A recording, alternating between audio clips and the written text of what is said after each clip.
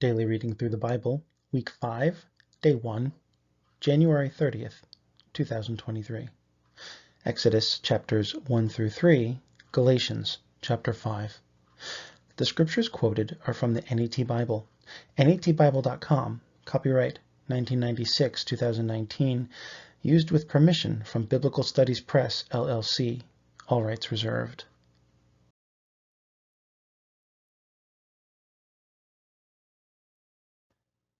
Exodus 1. These are the names of the sons of Israel who entered Egypt. Each man with his household entered with Jacob: Reuben, Simeon, Levi, and Judah; Issachar, Zebulun, and Benjamin; Dan and Naphtali; Gad and Asher. All the people who were directly descended from Jacob numbered 70, but Joseph was already in Egypt. And in time Joseph and his brothers and all that generation died. The Israelites, however, were fruitful, increased greatly, multiplied, and became extremely strong, so that the land was filled with them. Then a new king, who did not know about Joseph, came to power over Egypt. He said to his people, "Look at the Israelite people, more numerous and stronger than we are. Come, let's deal wisely with them. Otherwise they will continue to multiply, and if a war breaks out, they will ally themselves with our enemies and fight against us and leave the country." So they put foremen over the Israelites to oppress them with hard labor. As a result, they built Pithom and Ramses as store cities for Pharaoh. But the more the Egyptians oppressed them, the more they multiplied and spread. As a result, the Egyptians loathed the Israelites, and they made the Israelites serve rigorously. They made their lives bitter by hard service with mortar and bricks, and by all kinds of service in the fields. Every kind of service the Israelites were required to give was rigorous. The king of Egypt said to the Hebrew midwives, one of whom was named Shiphrah, and the other Puah, "When you assist the Hebrew women in childbirth, observe at the delivery. If it is a son, kill him, but if it is a daughter, she may live." But the midwives feared God and did not do what the king of Egypt had told them. They let the boys live. Then the king of Egypt summoned the midwives and said to them, "Why have you done this and let the boys live?" The midwives said to Pharaoh, "Because the Hebrew women are not like the Egyptian women. For the Hebrew women are vigorous. They give birth before the midwife gets to them." So God treated the midwives well, and the people multiplied and became very strong. And because the midwives feared God, he made households for them. Then Pharaoh commanded all his people, "All sons that are born you must throw into the river, but all daughters you may let live." Exodus 2. A man from the household of Levi married a woman who was a descendant of Levi. The woman became pregnant and gave birth to a son. When she saw that he was a healthy child, she hid him for 3 months. But when she was no longer able to hide him, she took a papyrus basket for him and sealed it with bitumen and pitch. She put the child in it and set it among the reeds along the edge of the Nile. His sister stationed herself at a distance to find out what would happen to him. Then the daughter of Pharaoh came down to wash herself by the Nile, while her attendants were walking alongside the river, and she saw the basket among the reeds. She sent one of her attendants, took it, opened it, and saw the child, a boy, crying. And she felt compassion for him and said, "This is one of the Hebrews' children." Then his sister said to Pharaoh's daughter, "Shall I go and get a nursing woman for you from the Hebrews, so that she may nurse the child for you?" Pharaoh's daughter said to her, "Yes, do so." So the young girl went and got the child's mother. Pharaoh's daughter said to her, "Take this child and nurse him for me, and I will pay your wages." So the woman took the child and nursed him. When the child grew older, she brought him to Pharaoh's daughter, and he became her son. She named him Moses, saying, "Because I drew him from the water." In those days, when Moses had grown up, he went out to his people and observed their hard labor. And he saw an Egyptian man attacking a Hebrew man, one of his own people. He looked this way and that, and saw that no one was there. And then he attacked the Egyptian and concealed the body in the sand. When he went out the next day, there were 2 Hebrew men fighting. So he said to the one who was in the wrong, "Why are you attacking your fellow Hebrew?" The man replied, "Who made you a ruler and a judge over us? Are you planning to kill me like you killed that Egyptian?" Then Moses was afraid, thinking, "Surely what I did has become known." When Pharaoh heard about this event, he sought to kill Moses. So Moses fled from Pharaoh and settled in the land of Midian, and he settled by a certain well. Now a priest of Midian had 7 daughters, and they came and began to draw water and fill the troughs in order to water their father's flock. When some shepherds came and drove them away, Moses came up and defended them, and then watered their flock. So when they came home to their father Reuel, he asked, "Why have you come home so early today?" They said, "An Egyptian man rescued us from the shepherds, and he actually drew water for us and watered the flock." He said to his daughters, "So where is he? Why in the world did you leave the man? Call him, so that he may eat a meal with us." Moses agreed to stay with the man, and he gave his daughter Zipporah to Moses in marriage. When she bore a son, Moses named him Gershom, for he said, "I have become a resident foreigner in a foreign land." During that long period of time, the king of Egypt died, and the Israelites groaned because of the slave labor. They cried out, and their desperate cry because of their slave labor went up to God. God heard their groaning. God remembered his covenant with Abraham, with Isaac, and with Jacob. God saw the Israelites, and God understood. Exodus 3. Now Moses was shepherding the flock of his father-in-law Jethro, the priest of Midian, and he led the flock to the far side of the desert, and came to the mountain of God, to Horeb.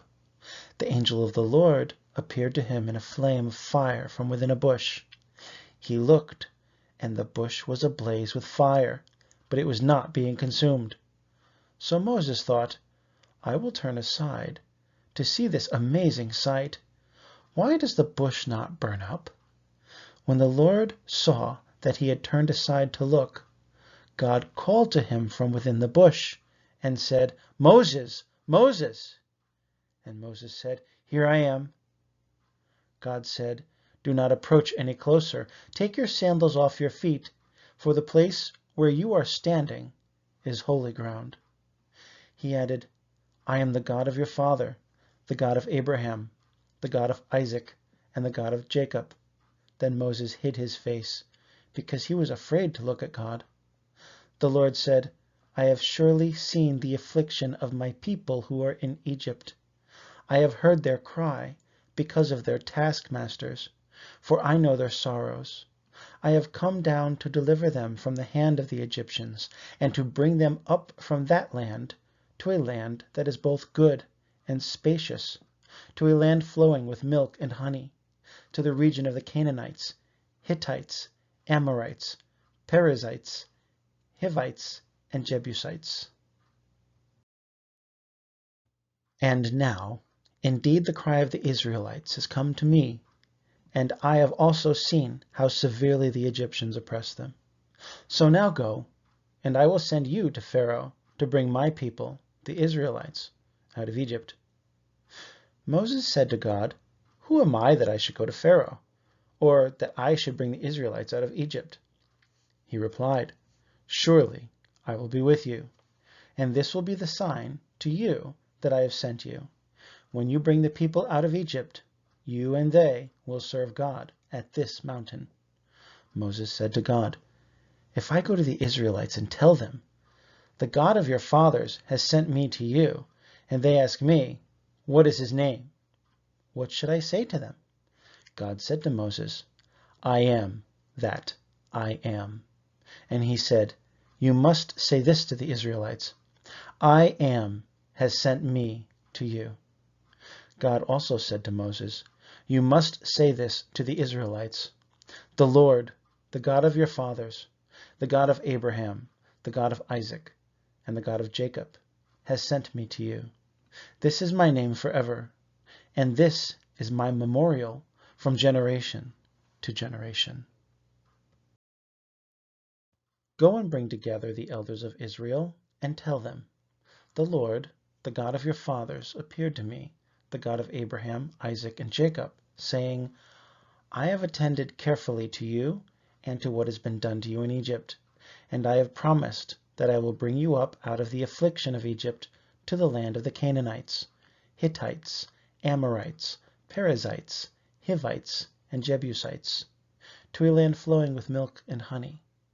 The elders will listen to you, and then you and the elders of Israel must go to the king of Egypt and tell him, 'The Lord, the God of the Hebrews, has met with us.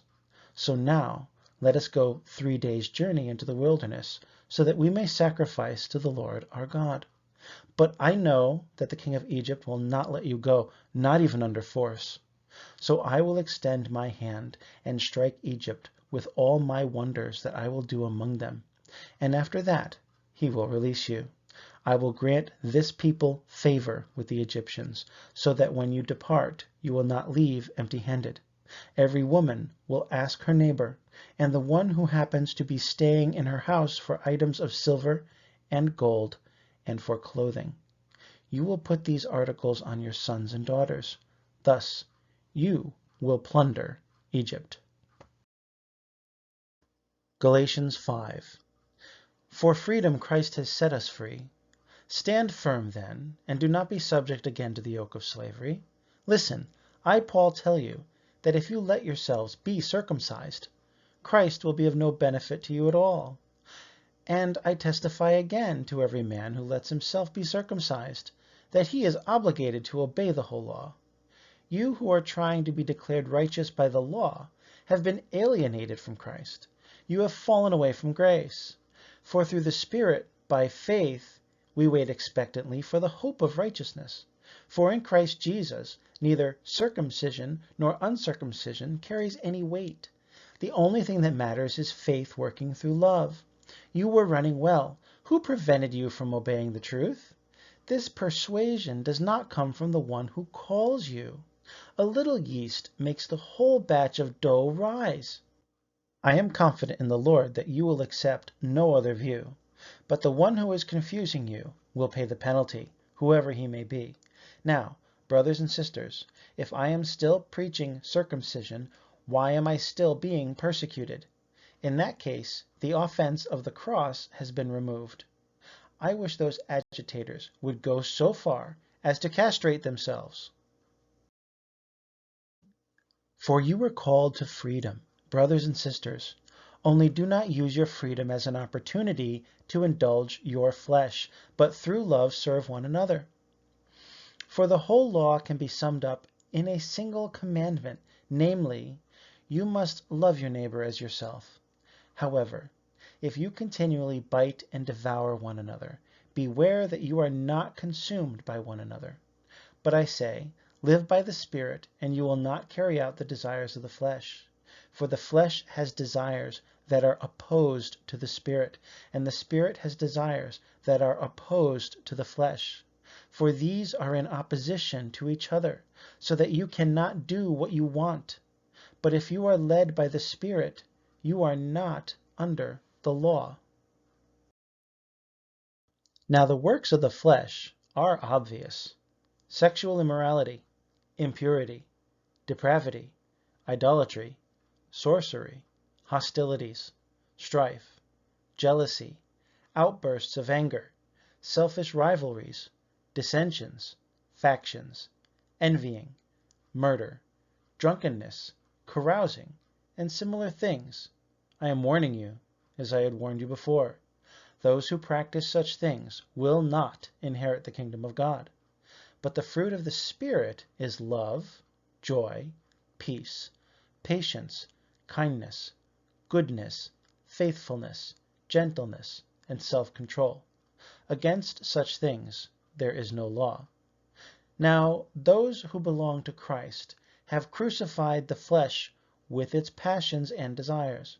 If we live by the Spirit, let us also behave in accordance with the Spirit. Let us not become conceited, provoking one another, being jealous of one another.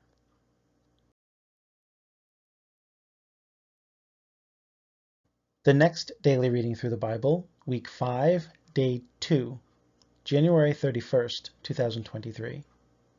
Exodus chapters 4 through 6, Galatians chapter 6. The scriptures quoted are from the NET Bible, netbible.com, copyright 1996-2019, used with permission from Biblical Studies Press, LLC, all rights reserved.